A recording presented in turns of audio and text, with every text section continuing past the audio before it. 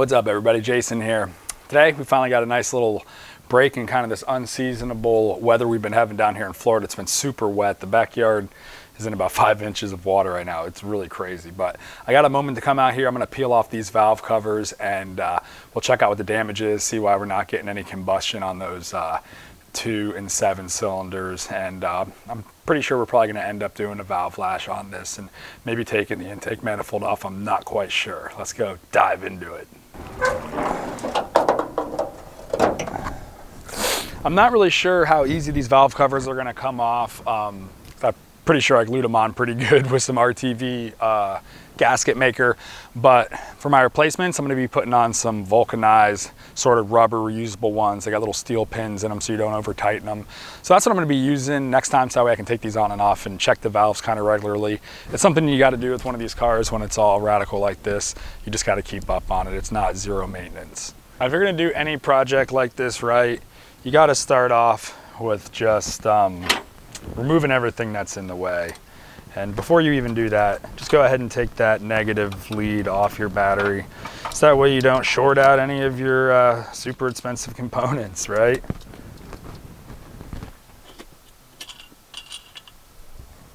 No pressure in the fuel system, so I'm going to go ahead and remove this fuel line so that way it's not in the way.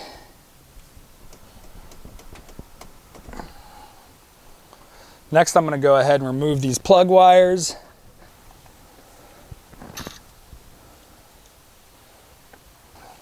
And I got a little harness in here for my feed to my voltmeter off the alternator. And this loom right here we're not going to be able to move, but it gets pretty good up out of the way. Now this thing's held on by some studs that have these sort of old school screw in things, and I'm definitely going to retain these because I'll be using the reusable valve cover gasket, so I'll be able to take them on and off. But if I was just doing an old school cork gasket and gluing it, I wouldn't even bother with something like this. Now that we got most of the obstacles out of the way, we're gonna go ahead and bring the shop back in and get all these leaves and stuff out of here, because we are opening up the engine essentially for any kind of contaminants and stuff to get in. So we're gonna hit it with the shop vac and start prying on these things.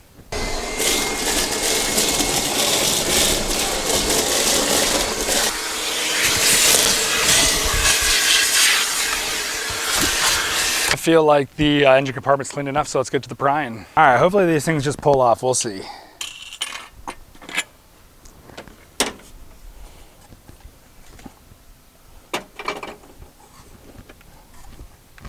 Ooh, okay, nice.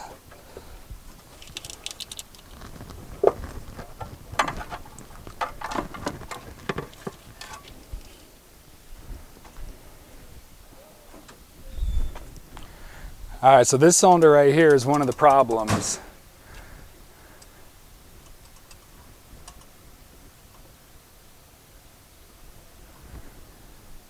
So I'm interested to see what happens when the engine cranks with those. We're gonna go ahead and we're gonna disconnect all of our power to our ignition and our fuel. Hook the battery back up.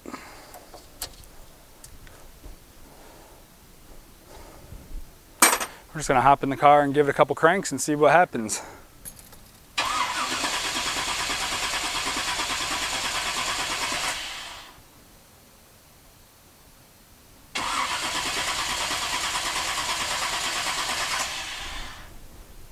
Well, as you can see by the tape, looks like everything in the valve train is operating as it should. But since we got the valve covers off and I'm still waiting on the gaskets in the mail, we're gonna go ahead and do a valve lash adjustment on this anyways. You really don't need much. Just a nice breaker bar so you can bar the engine over, a socket that will fit on the bolt, on your crank bolt, holds on the crank pulley. This is a 5/8. And then I have my retaining nuts, a 3/16. I use a T-handle, makes it really easy to get that on there nice and tight. And then the adjusting nut on my particular rocker arms is a 5/8 wrench. I use a smooth chrome. For some of the stuff I do like using those black hardened steel ones. They grip really nice, but on the smooth interior stuff I like using this. I don't want to like break off any little metal filings that can get into the engine. All right, so what exactly is going on here? Well, we're trying to set the valve lash on these cylinders. So I'm just gonna do it real basic. I'm not gonna get too into the science. Y'all can go to Uncle Tony for that. But basically, you got your lobe on your cam, looks something like this, right? Now this is gonna be like a really, really dumbed down drawing. On top of that lobe inside the engine is your lifter. And as this lobe spins around to the high part of the lobe, that pushes your push rod. Then your push rod goes up through that top part of the head, and that's what's pushing on your rocker arm, which will be this right here. And then that rocker arm is in turn pushing down on the top of the valve stem in the engine. And the spring provides the resistance to push the rocker arm back up. What we are adjusting is the space between the push rod and its little socket inside of the rocker arm. So the engine is kind of going ba, ba, ba, ba, ba, ba, ba, ba, ba, ba, ba. And the reason we need to know this is because as we bar the engine over, we're waiting for a certain point where both the intake and the exhaust valve are going to be closed. So that way we know we're at top dead center on that cylinder. Well, when that's closed, then we're going to start a procedure where we are cranking the engine over with that socket until the exhaust valve just starts to open. So when it opens, you know, you'll see the rocker arm, that push rod will come up and the rocker arm will rock down on the valve. So both valves are going to start off closed, and right as that exhaust valve starts to open, we're going to adjust the intake valve because that means it'll be fully closed and seated. And then we're going to do the same exact thing, except now we're going to do it when the intake valve is just getting ready to close. So right when the intake valve peaks out full open and starts to close, we're going to do the exhaust. Now, if you had all day and both valve covers off, or maybe the engine was on a stand, you could do it sort of in the firing order, but once you kind of grasp these concepts, you can actually find which cylinder is at top dead center just by seeing which cylinder has both valves closed. So you could pretty much start on that cylinder or the next cylinder if it's on the same bank of the firing order, depending on how it goes. So check it out. I'm going to bar it over just till I find one of the cylinders on the side we have open is in top dead center. Now remember, we're looking for right as the exhaust valve is starting to open so we can adjust the intake on that cylinder. Now, something you want to make sure you have a good grasp on before you get too deep into this project is which valves are which, right? Because we're going to be adjusting them in a particular order. So the easiest way to do that is take a look at your headers, and the tubes are going to run to what is the exhaust valve. Now, the other valve next to it is going to be your intake valve. This is a very simple overhead valve, 2 valve per cylinder layout on this small block Chevy. But you want to be able to detect those because it's not the same order. So for instance, on this small block Chevy, we got exhaust, intake, intake, exhaust, exhaust, intake, intake, exhaust. So just use this and that'll be your little cheater so that way you know which valve you're adjusting.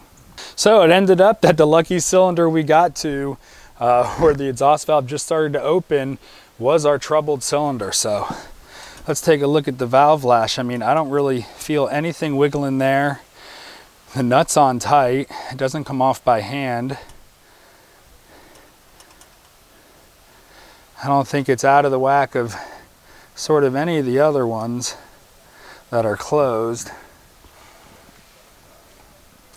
But we'll go ahead and adjust it. I just barred the engine over and our exhaust valve just started to open. So now we're going to adjust the intake valve on this cylinder. And this is that troubled cylinder. And this is really easy to do, okay? Because these are hydraulic lifters. So you don't actually have to set a valve lash on. If you were going to do a valve lash, you'd be doing that by sticking a feeler gauge between kind of the roller point of the rocker arm and the top, the stem of the valve. And there'd be a little gap. It's really small. It's like thousandths of an inch. But we want basically zero, meaning there's no valve lash, there's no slapping of that going up and down, which that meaning the push rod. Now I don't want to take the push rod out, but I am going to spin it, just make sure it's not like bent. There's no gouging along where the guide rails are on the top of the head there. So I think I'm good with go ahead and just resetting this valve lash. Now this top nut right here is the adjustment nut, and that's what we're going to spin until we have no more movement of that push rod, which is right about here. See, I did that by hand. Now I just back it off just a tad, because when you go to head to lock it down with the Allen key on top here, you are going to end up going to the right just a little bit. So, and just give this a little crank, and you saw sort of that little bit of movement I got on the nut, and we still got 0 valve lash. I mean, it's moving around a little bit, but it's slapping. Okay, you don't want to over tighten it, because what'll happen is you'll have a little bit of tension right here on your valve, and this valve won't close all the way, which will lead to other problems.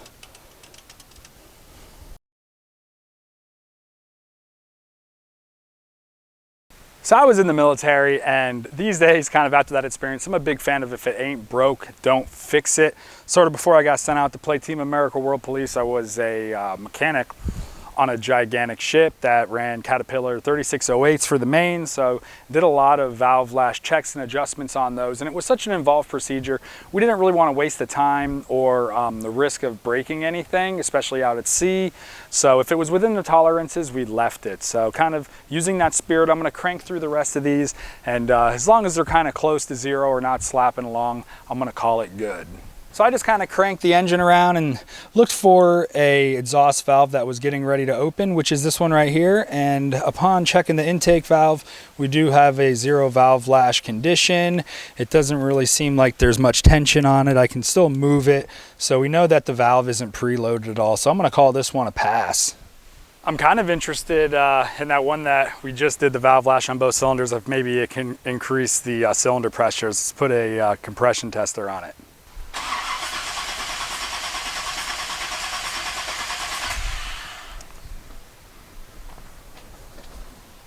So we did get a little bit of an increase in cylinder pressures by adjusting that valve. So who knows, man? It might have been off by just a tad.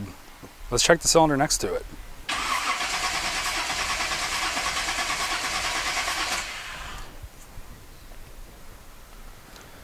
So you can see our other cylinder performed right around the same, about 150. So could have been a valve lash adjustment on that one cylinder, just getting a little bit less compression and either some sort of draft with the exhaust, or who knows. Might have been my backfire issue. Only time will tell, I guess, when we get it back together and try and turn it on, but I think we're gonna have a little bit more work to do before we get there.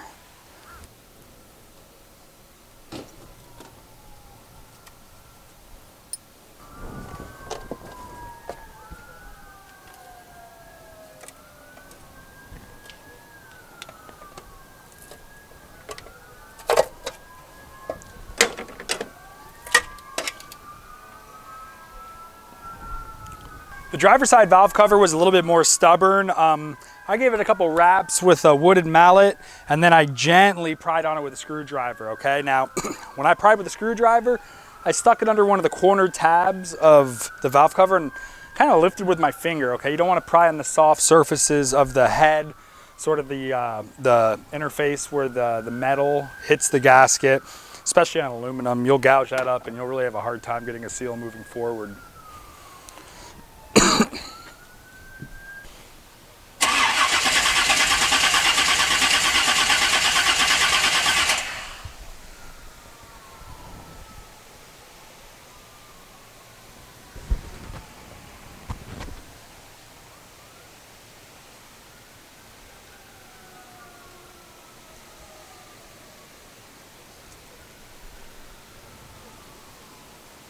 I cranked the engine a few times on the driver's side.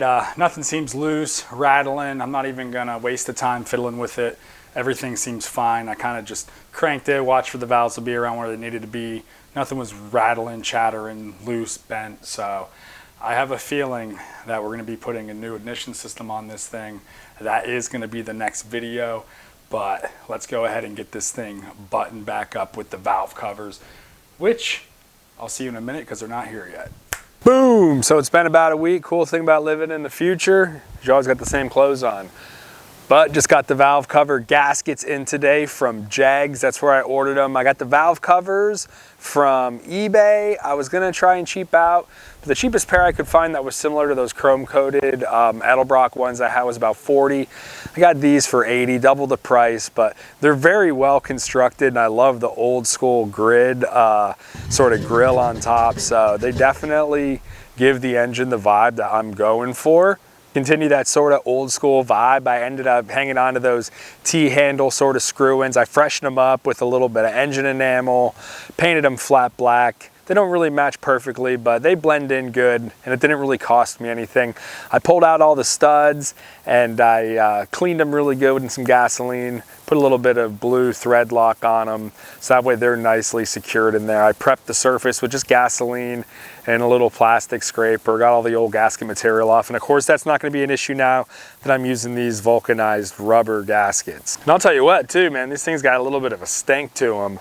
They're definitely got some kind of crazy chems in them, but they also have some nice little steel guides in there that'll hopefully keep you from over tightening or crushing. The torque spec's only 6 pounds, so you really only want these things hand tight. So that's why I'm gonna like having the little T handles in addition to the rubber ones. I can kind of check them periodically. When you put these gaskets on, make sure you give them a nice coat of fresh motor oil before you slap them on there. The hardware that came with this set was just a little set of machine screws and some washers. I used the washers and that's about it. I didn't use the feet, but I did save my feet in case I decide that I want them. One of the things that steered me towards getting a new set of valve covers is I was looking at the cost of getting another set of those feet because I only had 7, I didn't have 8, and half of them were the old school OEM ones, which I really dig because they look like someone literally made them in the factory with like an angle grinder or something, and a set of those just for 4 of them is 25 bucks. I was like, I'm just gonna go this. So that's why I didn't end up redoing the feet. If I need to, I'm gonna pick up a set of those OEM ones, match them to the other set I have, and paint them and throw them on here. So all in all, about 80 bucks plus 18 for the gasket I got on Jegs. I'll put all the links in the description below. Add in a little bit of the thread lock and some gasoline and some scraping, just various other little prep things you need. You're in it for maybe about 120 bucks on this project, but we got the valve lash kind of verified on there. We got some sweet new valve covers and some gaskets that we know are gonna last a while. Another thing I got a chance to do one night while it was actually pretty beautiful out was reroute and sort of dress some wires in that I've been meaning to do for a while. I had everything wired up nice, but it was all kind of done in phases. So I got everything kind of in a unified way, reduced the amount of things kind of jumping from the battery over to the alternator bracket by moving where I have my power supply routed for the fans. I put the ground somewhere else and consolidated some of my 12-volt switch wires that operate the fans and my 30-amp breaker, relay. My relay I secured to the side of the fender with a screw and also kind of dressed those wires in so they meet up very nicely. I eliminated that wire that goes across the passenger side valve cover by extending it, sort of routing it all the way back and around, while I also dressed in the power wire for the HEI distributor, which we made in the last video, and then replaced the section of kind of burnt up wire loom there. So overall, very, very happy with the looks of the project. And like I said, next episode, we're gonna be putting a new distributor in this thing. Just got it today with the gaskets from Jegs. It's sort of their drop-in HEI. It's got a 65,000 volt coil on it. I actually already have a set of the Jegs 8.8 millimeter, who knows, around 8 millimeter plug wires on here, so kind of complement the system. So make sure you all subscribe, ding that notification bell so you don't miss that video. You also might have noticed that the car is kind of high off the ground. I did that because we actually had a storm come through here and it was supposed to be like 3-4 feet of water. It wasn't anything, but and this thing was laid up, it was all taken apart. So I got it as high as I could, and while I did that, I actually decided, I don't know if you noticed, but some of the belts and stuff are off. I took off the harmonic dampener, and that's gonna be sort of another episode as well. So make sure you all, if you like these videos, subscribe, tune in. I'm trying to get this thing just to where it can run on its own. Some future projects I'm looking to do after sort of get it running down the street on its own is I want to change out the diff and put some new axles in and put a rear disc kit on there. Nothing crazy. I'm not trying to take this thing to a track, but kind of just like modernize it. I don't think this diff's ever been open, kind of even verify what my gear ratio is, put a posi in there so both wheels will spin, which I mean, they kind of do intermittently. Like I said, some of these have posi, some of them don't. But kind of go through that, and at the same time get those disc brakes in the back, because I have a locking wheel cylinder on the driver's side, but I looked into the price, and to put new drums and then, you know, sort of a hardware kit, the shoes, and those wheel cylinders, it's going to cost me as much as the kit from Jegs is to make them disc. The only thing is, get the dust covers and sort of that stuff off, you got to pull the axles off. So now I'm taking the diff cover off. So I'm trying to make it all into kind of one little group of episodes. So make sure you guys, please, if you want to see that, subscribe, hit that notification bell, and let me know down in the comments anything else you might want to see. Peace.